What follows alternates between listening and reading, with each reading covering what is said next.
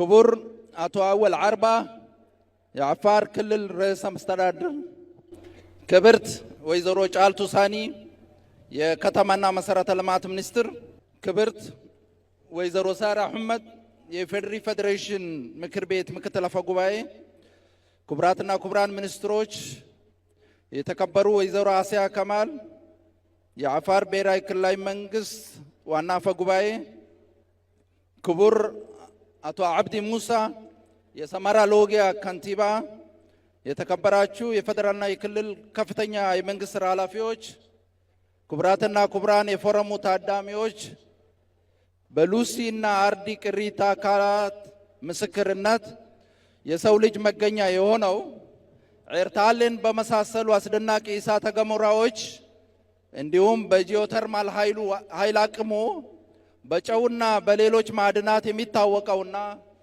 ለዘመናት የኢትዮጵያን የንግድ መስመሮች በመጠበቅ ስትራቴጂያዊ ሚና የተጫወተው የአፋር ክልል ህዝብ መሃል በመገኘት ለ10ኛ ጊዜ በሚካሄደው በኢትዮጵያ ከተሞች ፎረም ላይ መሳተፍ በመቻሌ ታላቅ ደስታ ተሰምቶኛል።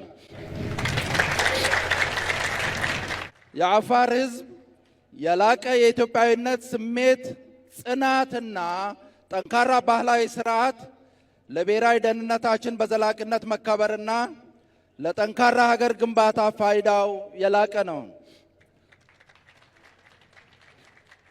የኢትዮጵያን ከተሞች የሌሎች ሀገራት እህት ከተሞችና ባለድርሻ አካላትን ያሰባሰበው ይህ ፎረም እዚህ መዘጋጀቱ እንደ ሰው ልጅ መነሻችንና ያለፈ ታሪካችንን የሚያስታውሰንና ለሀገራችን ኢትዮጵያ ምድረ ቀደምትነት የሚመጥኑ ከተሞችን እንድንገነባ የሚያበረታታ ነው።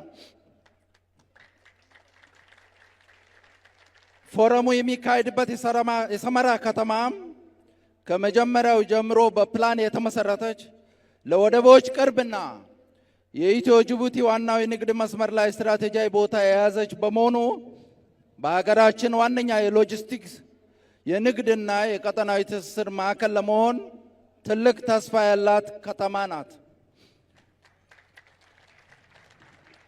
የኢትዮጵያ ከተሞች ፎረም በከተማና መሰረተ ልማት ዘርፍ ሀገራችን የያዘቻቸው እሳቤዎችና እቅዶች ላይ የጋራ መግባባት ለመፍጠር፣ ምርጥ ተሞክሮችን ለመለዋወጥና ስኬቶችን ለማስፋፋት፣ የከተማ ለከተማ ትስስርን ለማጠናከርና የከተሞችን የጋራ ችግሮች በጋራ ለመፍታት እንዲሁም የከተሞችን ሁለንተናዊ አቅምና ተወዳዳሪነት ለማሳደግ ፋይዳው የላቀ ነው። ክቡራትና ክቡራን፣ በመደመር መንግስት መጽሐፍ ላይ በግልጽ እንደተቀመጠው ከተሜነት የሰው ልጅ የብልጽግና መዳረሻ ነው። ከተሞች ዘመናዊ ኢኮኖሚያዊ፣ ፖለቲካዊ እና ማህበራዊ መስተጋብሮች የሚገነቡባቸው የሁለንተናዊ ብልጽግና ሞተሮች ናቸው።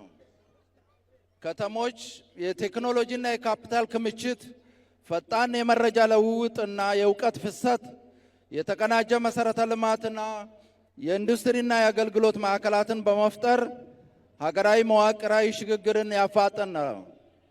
በተጨማሪም ከተሞች የዳበረ የዜጎች ማህበራዊና ፖለቲካዊ ንቃት ለመፍጠር የዲሞክራሲ ባህልን ለማጎልበትና የፖለቲካ ስርዓቱን ለማዘመን ሚናቸው የጎላ ነው። በሀገራችን ኢትዮጵያ ምንም እንኳን አሁንም አብዛኛው ህዝባችን በገጠር የሚኖር ቢሆን በዓለም ላይ ፈጣን የከተሞች መስፋፋት ከሚስተዋልባቸው ሀገሮች በግንባር ቀደምትነት የምትጠቀስ ናት። በሀገራችን የከተሞች ቁጥር በከፍተኛ ሁኔታ የጨመሩ ቢሆንም ከተሞች መሆንና መድረስ ይጠበቅባቸው ከነበረበት አኳያ ሲታይ ብዙ መስራት ይጠበቅብናል። ከዚህ አንጻር መንግስታችን ባለፉት የለውጥ ዓመታት ግልጽ አቅጣጫዎችን በማስቀመጥ ርብርብ በማድረጉ በከተማ ልማት ዘርፍ ለሀገራችን ብልጽግና ብሩህ ተስፋን የፈነጠቁ ትላልቅ ስኬቶች ተመዝግበዋል። ለአብነትም በክቡር ጠቅላይ ሚኒስትር ዶክተር አብይ አህመድ ሀሳብ አመንጭነት ከአዲስ አበባ የተጀመረው የከተማ ኮሪደር ልማት ከ73 በላይ በሚሆኑ ከተሞች ላይ በመስፋፋቱ የከተሞቻችን ጽዳት፣ ውበት፣ አረንጓዴ ልማትና የመሰረተ ልማት ጥራትና ቅንጅት በከፍተኛ ደረጃ ተሻሽሏል። በተለይ በአዲስ አበባ